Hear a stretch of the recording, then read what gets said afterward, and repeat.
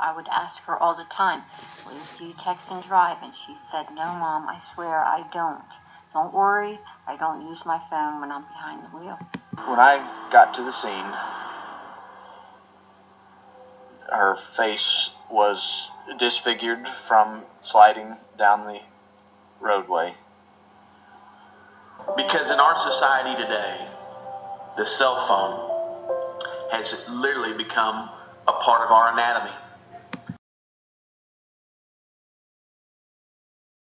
Coming out of the road, it was really dark. It was kind of like a back road.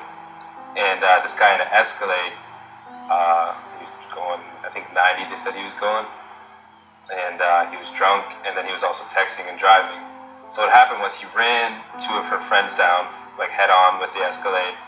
And then what happened was the mirror clipped her head, and her head smashed off the ground, and her skull split right open. Texting while driving is now illegal in 46 states, but catching violators has forced the police to get creative and think outside the patrol car. A mother who lost her daughter in a terrible crash has an urgent new warning about the dangers of texting behind the wheel.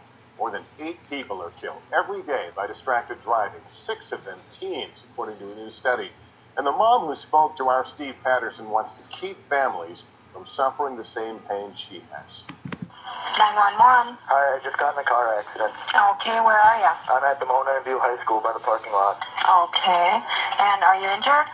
No, but my friend Aaron, I don't think he's breathing. He's in the passenger seat. I looked around the room and I saw Jim's license in the hands of one of the police officers. And I just started crying and repeating the word no. But Eckerd's spring cruise was cut short when an oncoming car crossed into her lane, hitting her head on. I looked up, and Jim, all I could see was the white of his sweatshirt. And I hit him. I couldn't stop. Jim was Carrie's neighbor. That morning, he was simply walking along the road with his family and friends. I was holding his hand, and I was talking to him, and, I just didn't want him to die. Harley Bolig, 17, was driving on a highway near Becker County, Minnesota with 2 friends and her boyfriend. She sent multiple Facebook messages in the 8 minutes leading up to the crash despite her friends' protests.